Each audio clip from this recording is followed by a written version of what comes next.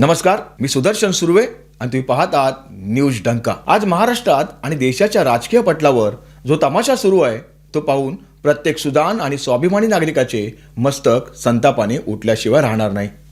आज राजकीय नैतिकतेचा आणि तत्वांचा असा काही कचरा झाला आहे की वासरात लंगडी गाय शहाणी अशीच परिस्थिती निर्माण झाली आहे.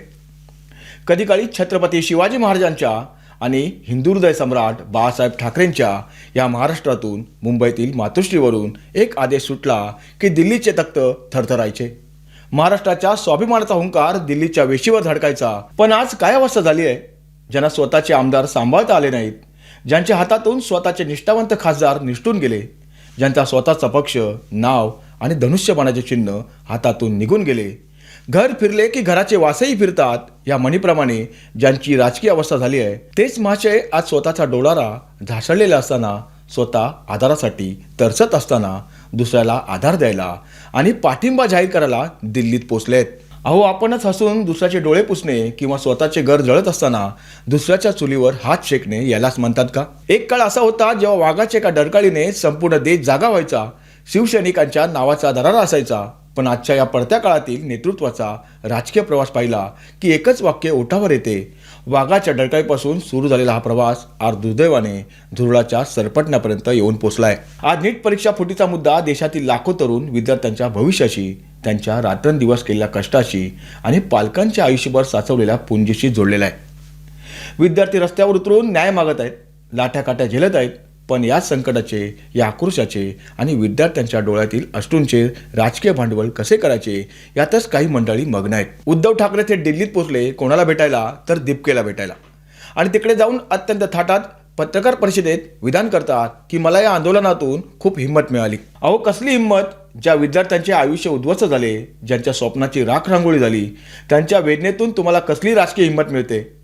बुडत्याचा पाय खोल्यात आणि त्यात ही कसली राजकीय पोळी भाजण्याची घाई? बऱ्याच दिवसात दिल्लीचा दौरा झाला नव्हता, मग जरा हवा पालट म्हणून दौरा काढला होता का? दिल्लीत संजय राऊत आधी ठाण म्हणून बसलेत, तेवढाच जरा चेंज. जरा पुढे अयोध्येपर्यंत जाणे आणायचे शक्य होईल का? पण अयोध्येचे नाव फक्त तोंडावर, कृतीत मात्र शून्य. दिल्लीत जाऊन दीपकेला भेटण्याचे औदार्य दाखवले जाते, तिथे राजकीय गळाबटी होतात.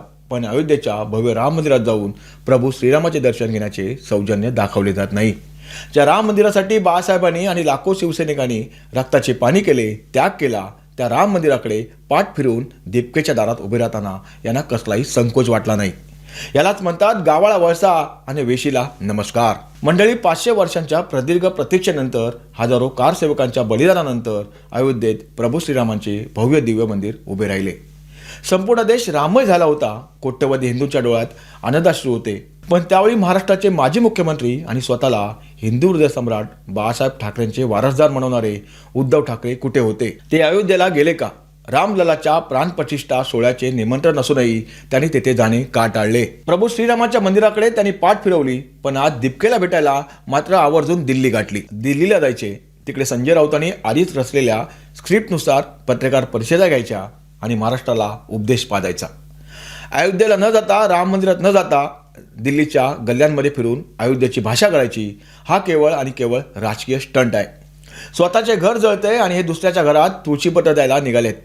अशी आज ठाकरेंच्या शिवसेनेची अवस्था झाली आहे. जरा इतिहास चाळून पहा. जेव्हा संपूर्ण महाराष्ट्र आणि देश कोविडच्या भीषण संकटाशी झुंजत होता, लोक ऑक्सिजन, व्हेंटिलेटर आणि औषधांसाठी तडफडत होते, तेव्हा राज्याचे तत्कालीन मुख्यमंत्री कुठे होते? मंत्रालयात जाऊन प्रशासकीय यंत्रणेला गती देत होते का?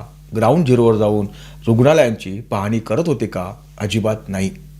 तेव्हा चालला होता फक्त आणि फक्त फेसबुक लाईव्हचा ऑनलाईन कारभार. जनतेला धीर देण्याऐवजी मिठाच्या पाण्याच्या गुळण्या करा आणि कोरोना पळवा असा अजब सल्ला देणारे आणि घराबाहेर न पडता ऑनलाईन सरकार चालवणारे जगातील पहिले मुख्यमंत्री महाराष्ट्राने पाहिले आहेत. केवळ कोरोना काळातील कारभारच नाही, तर स्वतःच्या हट्टापोटी महाराष्ट्राच्या विकासाची चाके कोडी रोखून धरली. आरे काडशेचा आवाजावी हट्ट धरून मुंबईच्या महत्वाकांक्षी मेट्रो प्रकल्पाला तब्बल 5 ते 6 वर्षे लांबणीवर टाकले गेले. ज्या प्रकल्पाचा खर्च सर्वसामान्यांच्या खिशातून जातो तो अब्जावधी रुपयांनी वाढवला गेला. याला विकास म्हणायचा काही विकास विरोधी राजकारण? आणि आज सर्वसामान्यांच्या न्यायाच्या गप्पा मारणारे तेव्हा कुठे होते? जेव्हा महाराष्ट्रातील एसटी कर्मचाऱ्यांच्या प्रदीर्घ आणि ऐतिहासिक संप चालला होता, लालपरी थांबली होती, गाड्या बंद पडल्या होत्या आणि हजारो एसटी कर्मचारी रस्त्यावर न्यायासाठी आंदोलनाला बसले होते, नैराश्याच्या गर्तेत ढकलल्या गेल्यामुळे कित्येक निष्पाप एसटी कर्मचाऱ्यांनी आत्महत्यासारखे अत्यंत टोकाचे पाऊल उचलले. अहो, तेव्हा या कष्टकरी कर्मचाऱ्यांच्या आणि त्यांच्या कुटुंबियाच्या अश्रूंची किंमत तुम्हाला का वाटली नाही? तेव्हा कुठे गेली होती तुमची न्यायबुद्धी आणि संवेदना? ज्या मंत्रालयात जाऊन महाराष्ट्राच्या विकासाची चक्रे फिरवायची असतात, जिथे जनतेचे प्रश्न सुटतात, तिथे जायला ज्यांचे पाय निघत नव्हते, तेच उद्धव ठाकरे आज दिल्लीच्या गल्लीबोळात वाऱ्या करायला एका पायावर तयार होतात. अंतरून पाहून पाय पसरावेत ही जुनी म्हण आहे, पण स्वतः मुख्यमंत्री असताना घराबाहेर न पडणारे नेते आज स्वतःचे राजकीय अस्तित्व टिकवण्यासाठी गल्लीबोळात हिंडून पाठिंबा मागत फिरत आहेत. ज्या विचारसरणीवर पक्षाची पायाभरणी झाली, ती विचारसरणी सत्तेच्या खुर्चीसाठी कशी पायदळी तुडवली गेली हे अवघ्या महाराष्ट्राने उघड्या डोळ्यांनी पाहिले आहे. ज्या काँग्रेस आणि राष्ट्रवादी काँग्रेसच्या विरोधात बाळासाहेबांनी आयुष्यभर संघर्ष केला, ज्यांच्या विचारांशी कधी तडजोड केली नाही, त्याच काँग्रेसच्या दावणीला नेऊन पक्षाची बांधणी बांधली गेली. काँग्रेसच्या व्यासपीठावर जाऊन लाचार उभे राहायचे आणि सोनिया गांधीच्या पुढे मान झुकवायची ही कसली लाचारी? ज्या सावरकरांचा अपमान राहुल गांधी वारंवार करतात, त्या राहुल गांधीच्या गळ्यात गळे घालायचे आणि सावरकरांच्या अपमानावर मुख गिळून गप्प बसायचे. हीच का तुमची स्वाभिमानाची व्याख्या? सत्तेसाठी काही पण आणि तत्वांना तिलांजली असा ज्यांचा कारभार राहिलाय. आज जेव्हा जनतेच्या समोर जाण्याची वेळ येते, तेव्हा पुन्हा जुन्या वारशाच्या गप्पा मारल्या जातात. पण जनता आता विचारू लागली आहे, सत्तेची खुर्ची मिळाली तेव्हा विचार कुठे घाण ठेवले होते? आज ज्या तोंडाने लोकशाही, अभिव्यक्ती स्वातंत्र्य, हिंदू संस्कृती आणि नैतिक मूल्यांच्या गप्पा मारल्या जातात, जरा आठवून पहा. जेव्हा तुमच्या हातात सत्तेची आणि मुख्यमंत्रीपदाची खुर्ची होती, तेव्हा ही संस्कृती कुठे घाण ठेवली होती? केतकी चितळे प्रकरण आठवतंय का?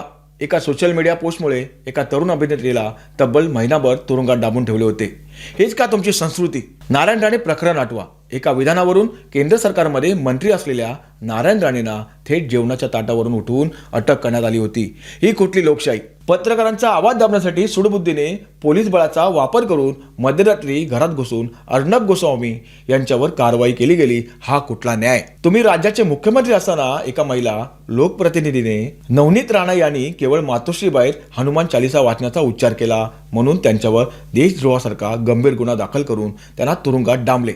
आणि आता तुम्ही रामरक्षा म्हणताय. विचार करा मंडळी, ज्या महाराष्ट्रात छत्रपती शिवाजी महाराजांचे आणि साधू संतांचे विचार रुजले, त्या महाराष्ट्रात हनुमान चालीसा म्हणण्याची भाषा केली म्हणून महिला खासदाराला तुरुंगवारी घडवली जाते. ही तुमची संस्कृती होती का? तेव्हा कुठे गेला होता तुमचा संयम? तेव्हा कुठे गेला होता तुमचा हिंदू धर्म? आज सत्तेची खुर्ची गेल्यानंतर, पक्ष हातातून निसटल्यानंतर, आमदार खासदार सोडून गेल्यानंतर अचानक तुम्हाला रामरक्षा आठवायला लागली आहे. महाराष्ट्राच्या या पवित्र भूमीत हनुमान चालीसा म्हणणे हा गुन्हा ठरतो. कंगना राणौतच्या घर महापालिकेने बुलडोजर पाठवून सुडबुद्धीने पाडताना तुम्हाला संस्कृती आणि कायदा आठवला नाही? आणि सर्वात मोठा कलंक म्हणजे पालघरचे साधू हत्याकांड.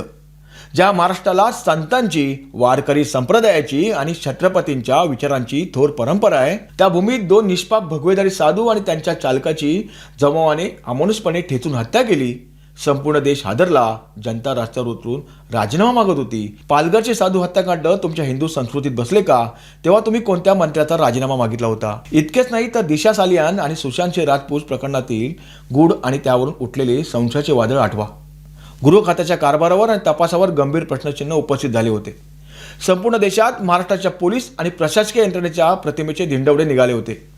तेव्हा कुठे घाण ठेवली होती तुमची नैतिकता आणि पारदर्शकता? उलट घोटाळे आणि गंभीर आरोपात अडकलेल्या मंत्र्यांना वाचवण्यासाठी संपूर्ण सरकार पणाला लावले गेले.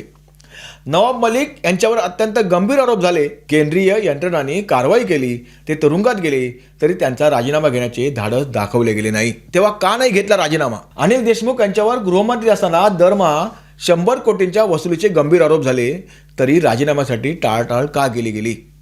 तेव्हा सत्तेच्या खुर्चीला घट्ट चिकटून राहणारे आणि राजीनामा न देणारे नेते आज कोणत्या तोंडाने नैतिकतेच्या आणि संस्कृतीच्या गप्पा मारतायत? सांगण्यासारखे जग आणि वागण्यासारखे आपण, हीच यांची खरी ओळख आहे. आज महाराष्ट्राची राजकीय परिस्थिती अशी झाली आहे की पक्षातील निष्ठावंत कार्यकर्ते, आमदार, खासदार सगळे साथ सोडून गेले. लोका सांगे ब्रह्मज्ञान, स्वतः कोरडे पाषाण. ज्यांना स्वतःला आज राजकीय आधाराची गरज आहे, जे स्वतःच्या पक्षाचे उरले सुरले अस्तित्व टिकवण्यासाठी धडपडत आहेत, ते जगभराला आधार द्यायला निघालेत. यावर एकच रोखठोक आणि सणसणीत उपाय आहे. उद्धव ठाकरेंनी आपला उरला सुरला पक्ष थेट डिपकेच्या पार्टीत विलीन करून टाकावा आणि त्यांच्या नेतृत्वाखाली अधिकृतपणे काम करावे. उगाच बाळासाहेबांचे नाव आणि पक्षाचा जुना वारसा सांगून जनतेचे दिशाभूल कशाला करताय? आणखी एक ज्वलंत प्रश्न जनतेच्या मनात खतखततोय. नीट पेपर फुटीचे आंदोलन असो किंवा महाराष्ट्रातील शेतकऱ्यांचा, तरुणांचा लढा असो, उद्धव ठाकरे किंवा आदित्य ठाकरे स्वतः रस्त्यावर उतरून या मोर्चाचे नेतृत्व का करत नाहीत? पोलिसांची एकही लाठी पाठीवर न खाता, रस्त्यावरची धूळ न अनुभवता, केवळ घरात बसून आदेश ठोकून तुम्हाला काय आधुनिक गांधी बनायचे आहे? पश्चिम बंगालमध्ये ममता बॅनर्जींच्या काळात अत्यंत अमानुष घटना घडल्या. निवडणुकानंतर हिंसाचार झाला, महिलांवर अत्याचार झाले, संदेश खालीसारख्या घटना घडल्या. तेव्हा तुमच्या या तथाकथित पुरोगामी आणि नैतिक आघाड्यांनी कधी आंदोलन केले होते का? तिथे सोयीस्कर मौन बाळगायचे, आपल्या मित्रपक्षांच्या राज्यात काहीही झाले तरी तोंड शिवून गप्प बसायचे आणि महाराष्ट्रात किंवा केंद्रात मात्र राजकारणाची पोळी भाजायची. हा दुटप्पीपणा आबालवृद्धांच्या आणि जनतेच्या पूर्णपणे लक्षात आलाय. दुसऱ्यांच्या डोळ्यातील कुसळ दिसते पण स्वतःच्या डोळ्यातील मुसळ दिसत नाही. हीच अवस्था आजच्या या राजकारणाची झाली आहे. शेवटी महाराष्ट्राची जनता दूधखोळी नाहीये. नीट पेपर फुटीचा मुद्दा अत्यंत गंभीर आहे.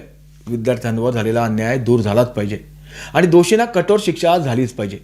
पण या गंभीर मुद्द्याचा वापर करून अयोध्येच्या राम मंदिराला विसरून दिल्लीत जाऊन जो राजकीय बनाव रचला जात आहे तो महाराष्ट्राची जनता उघड्या डोळ्याने पाहत आहे. वाघाची कातडी पांघरल्याने कोणी वाघ होत नाही, वाघाचे काळीज असावे लागते.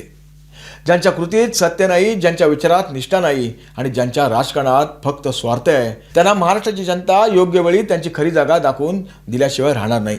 हा व्हिडिओ तुम्हाला कसा वाटला? आवडला असेल तर नक्की लाईक करा, शेअर करा आणि तुमचे मत कमेंटमध्ये नक्की लिहा. मी सुदर्शन सुर्वे, तुम्ही पाहत होतात न्यूज डंका. धन्यवाद.